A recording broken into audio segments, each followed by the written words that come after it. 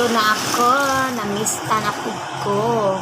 Karon ra jud ko nakabalik og pamista mga ka-idol. Ayan, grabing kaon mga ka-idol. Grabing handa sa pesta. Kaya nagpabunyag ako ang bayaw mga ka-idol. Ayan. Nagtilaw-tilaw lang bukto pero dili na kay crispy kay nabuglawan na ang lechon mga ka-idol. Grabe jud na akong kabusog. Thank you kayo sa pag-invite sa festa. Ug naka-bring home pa jud ko ang mga ka-idol. Grabe jud.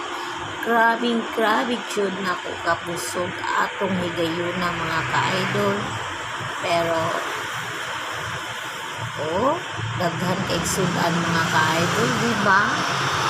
Ang dami mga ka-idol. Yan.